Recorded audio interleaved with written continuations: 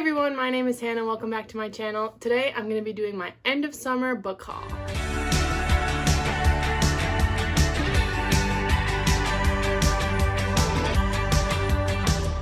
So it's been a while since I've done a book haul. Most of these books I bought in August-ish.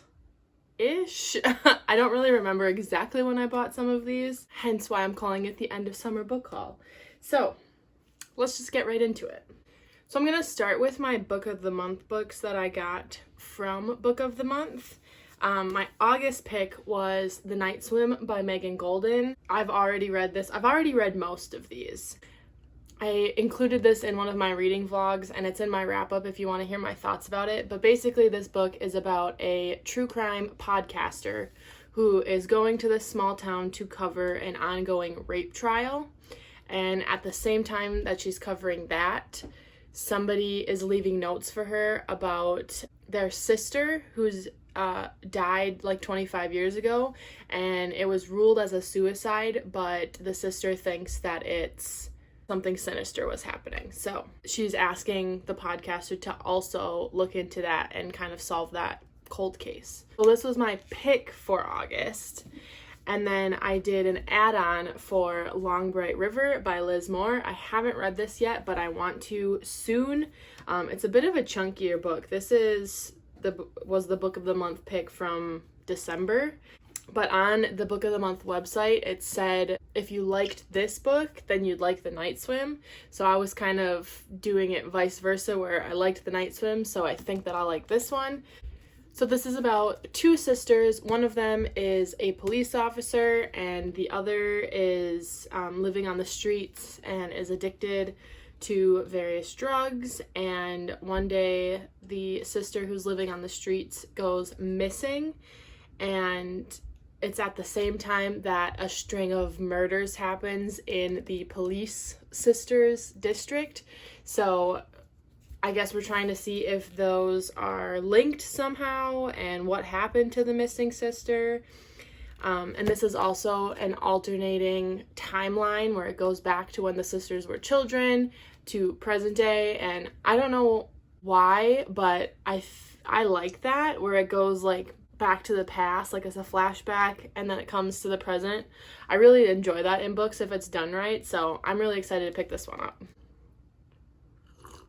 All right, now these next few are also like the Book of the Month books, but I got them from Goodwill. I think somebody in my area is just like purging their shelves of their old Book of the Month books, and I profited from that because I got them for even cheaper than they would be as an add-on, and I'm really excited about these. So the first one I found is The Last Time I Lied by Riley Sager. This was my first Riley Sager book, and I really enjoyed it. It was such a page turner.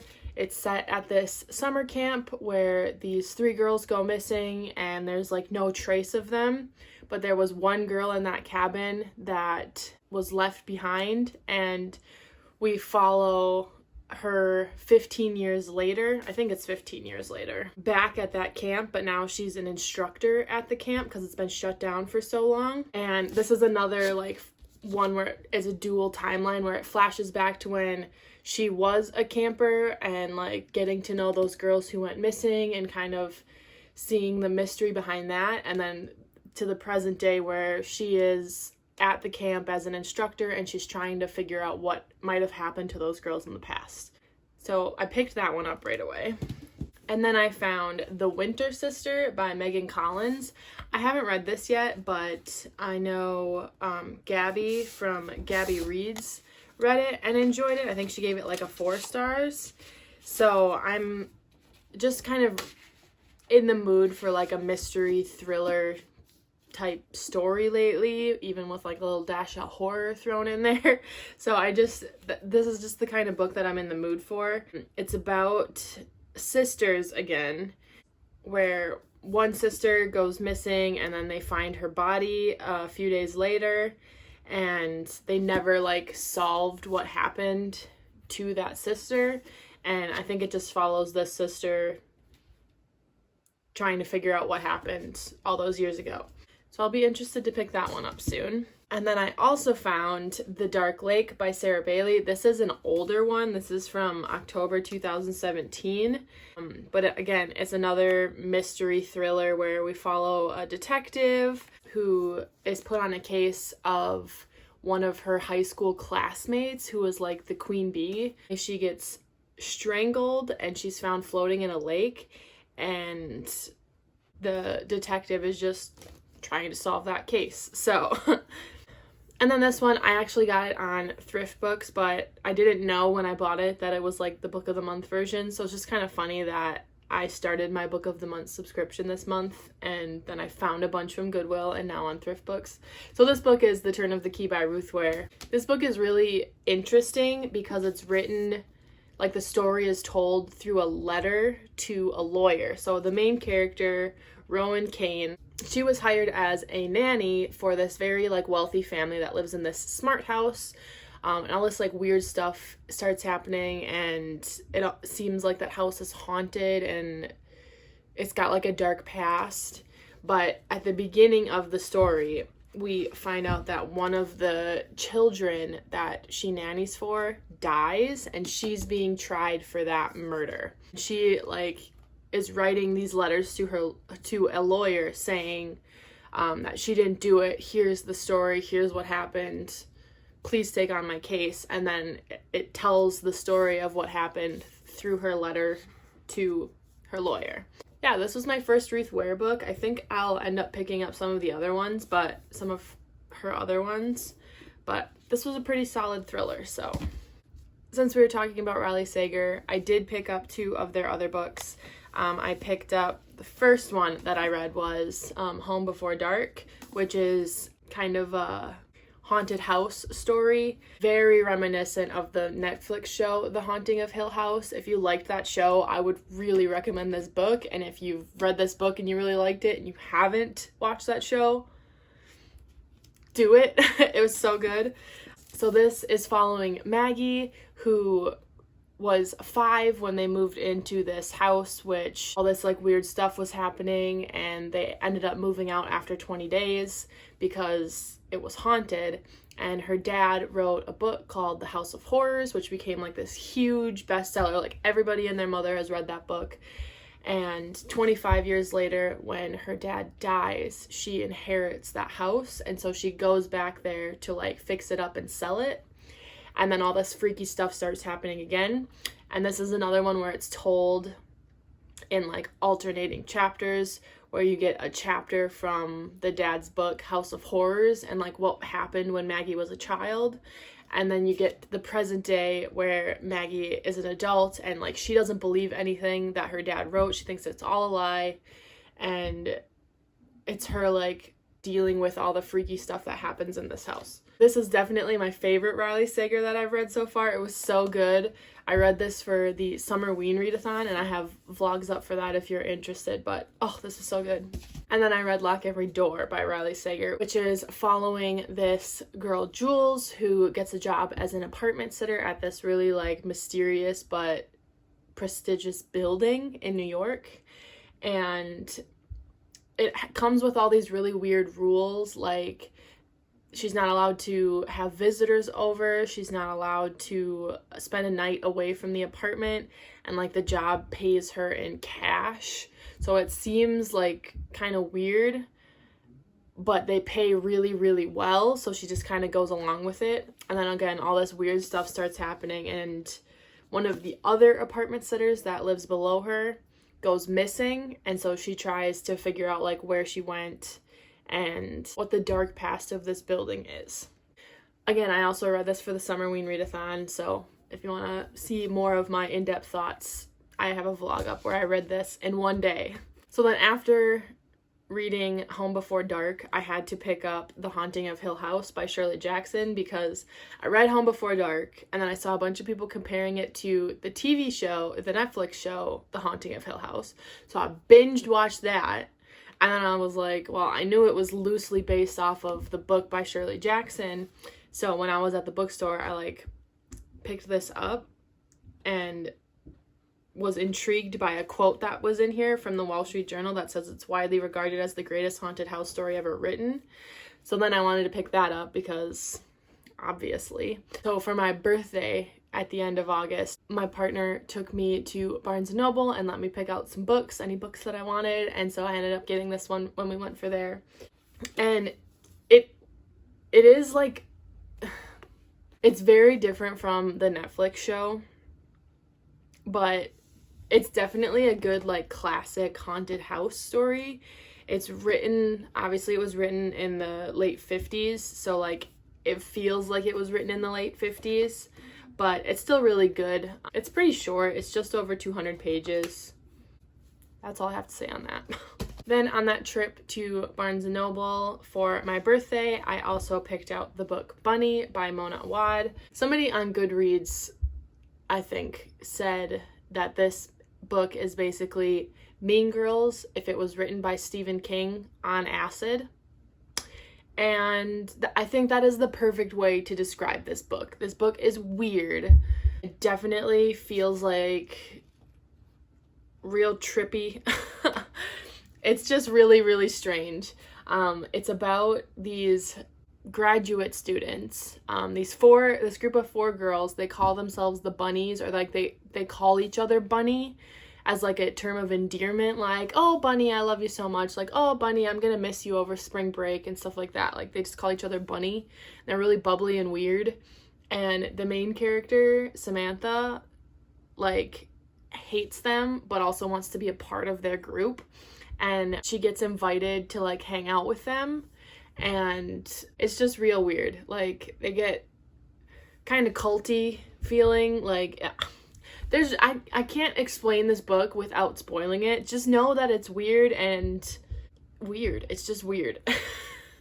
And then the other book I picked up on that trip is My Best Friend's Exorcism by Grady Hendrix. I see tons and tons of people reading this book right now, and I want to be one of those people. So I'm really interested to read this one. It's exactly what it sounds like. I think it's a group of girls, maybe it's just 2 girls. They go skinny dipping and something goes wrong, and the one girl thinks that her friend is possessed, and that's all I know. I'm pretty sure this is set in the 80s, if you couldn't tell by like the 80s vibe on the cover. I love this cover. And then every chapter in here is like the title of an 80s song, so that's pretty cool. Yeah, I want to pick this one up really soon. This is gonna be a long video. There's a lot of books here. Let's go over another couple that I found from Goodwill. Goodwill is great for like mysteries and thrillers. I feel like I can always find mystery thrillers in the book section at Goodwill, but like pretty much that's it. So one book I found there is The Last Houseguest by Megan Miranda. I'm not gonna lie, I was definitely intrigued by this cover because I think the cover is really pretty. It's like textured, like the raindrops like pop up off the page, and I just like the colors. I just like how this cover looks. This is about a small like vacation town, and one of the girls who like annually comes on a vacation befriends one of the locals, and then that girl who comes annually ends up dead one year, and everybody thinks that she just committed suicide, but the friend, the local, does not think that. She thinks something happened to her because they were friends and she didn't seem like she was suicidal. So this is set years later where she's trying to figure out what happened to her friend. I wouldn't say this is thrilling. It's definitely just more of a mystery. It wasn't like a fast heart beating, you know, gotta know what happens next. It was just kind of like she's just finding clues and learning things about what happened that summer. Like it was just more of a mystery. Then I also picked up Then She Was Gone by Lisa Jewell. This was my first Lisa Jewell, and I really enjoyed it. Trying not to treat this like a wrap-up, but I have read all of these books pretty recently, so sorry. But this is about a woman, Laurel, whose daughter, Ellie, goes missing when she's a teenager, and they never find her, and they never figure out like what, you know, was the reason behind her disappearance, if she ran away, if she was kidnapped. They never figure that out. And then 10 years later, Laurel, the mom, meets this guy in a cafe, and they start talking, they hit it off, and eventually she meets his daughter, who is like the spitting image of Ellie, the missing girl. And so she's trying to like come to terms with like, am I just seeing things? Like she just looks like her and reminds me of her, so, you know, I'm just seeing things, or is it like something connected to Ellie's disappearance? And basically you just follow Laurel as she tries to figure out what happened to her daughter. And again, this is another one that like flips back and forth between timelines. So it's following Laurel in the present day, trying to figure out what happened to her daughter. And then it goes back to Ellie's point of view with like what actually happened with her disappearance. But yeah, this book was kind of messed up, but I really enjoyed it. It was really good and I really liked the writing, so I'll definitely be picking up more Lisa Jewell. I also picked up Gone Girl by Gillian Flynn. If you go to like thrift stores, there's always copies of Twilight because everybody has them and they don't want them anymore. Or there's copies of Gone Girl because everybody read this book when it came out. I think it came out in 2012. And there was a movie based off of this. So like people were reading it when the movie came out so that they could go see the movie. And I've never read it, but I've also been spoiled for like the big twist. So I was like upset about that, and like it's not fun to read a thriller if you know the big twist. I'm still really curious because for thrillers, everybody talks about this being like incredible and like one of the best thrillers they've ever read. And now I'm like, ugh, I still want to read it even though I know like the big twist. I still want to know what happens. So I think that when I'm ready to pick this up, I might do like a full reading vlog of it because I feel like I'm the only person who's never read this book. Couldn't tell you what it's about. A woman goes missing, her husband is suspected. That's all I got. These ones we can do together. These are my 2 Giant Days volumes that I got this month, or this end of season. Volumes 9 and 10. I talk about these all the time. I freaking love this graphic novel series. If you're new here and you haven't heard me talk about these nonstop, the series basically follows these 3 friends in college. They meet in college, and it's just like, they're very, very different, but they mesh so well, and they're hilarious and adorable, and it's just like their daily struggles, like the struggles of being in college and being a college student and finding new friends and figuring your life out, and God, it's just so good. I also picked up Peter Pan by J.M. Barrie. I read Peter Darling by Austen Chant, which is like a reimagining of Peter Pan, but Peter is trans, and I loved it. I really enjoyed that book, so I had never read the original Peter Pan, so I wanted to do that. So I picked it up, and this copy's adorable. It's so cute, like a little chalk drawing. I also picked up Good Girl, Bad Blood by Holly Jackson. This is the second book in the A Good Girl's Guide to Murder series. This book isn't out in the US yet, so I had to order the UK edition. But I couldn't wait. I wanted more. I really, really enjoyed the first book, and I wanted more of Pip solving crimes. Like, she's just incredible. So I got the UK edition, and it's really good. If you don't know what the first book is about, it follows this high school senior, Pip, who is doing her senior project on a murder-suicide that happened involving some former students 5 years prior, and she doesn't agree with what the police decided happened in that case, and so she's digging a little deeper and trying to figure out what actually might have happened. It's like mixed media, multimedia stuff, like her typing up her report, transcripts from interviews she does, stuff like that. It was really, really good. I really liked it. It was one of my favorite books this year, so I had to pick up the next one, and if you liked the first one, I think you'll like the second one. It's great. I also picked up These Witches Don't Burn by Isabel Sterling. I picked this up because Olivia from Olivia Reads a Latte had this I think this was her Patreon book club book pick, but I didn't read it in time for the live show. I still haven't read it yet. But I really, really like a specific type of magic book. Like, I like magic in books. I really do. But there's one type of magic in books that just is exactly what I wanted. And it's like, I'm gonna try to explain it. It's like normal contemporary society, but just like a little sprinkle of whimsy on it. It's like a little dot of magic added to it. Like, for instance, the Raven Boys, or the Three Sisters Island trilogy by Nora Roberts, or Garden Spells by Sarah Addison Allen. Those kinds of just like subtle, magical pops. That's what I like. And I think that's what this book has. It like follows an elemental witch who lives in Salem, and she's trying to fight like this dark magic. I do want to pick this up soon. I might save it for October because like witches, but it definitely looks cute, and I hope that it fits my specific criteria for the exact brand of magic in books that I like. 2 left. Next up, I have Middle Game by Seanan McGuire. I really don't know what this book is about. I just know that Kayla from Books and Lala loved this book, and I know that I really like Seanan McGuire's writing in the Wayward Children series, so I'm interested to pick up more by them. I think this follows 2 siblings who aren't exactly human.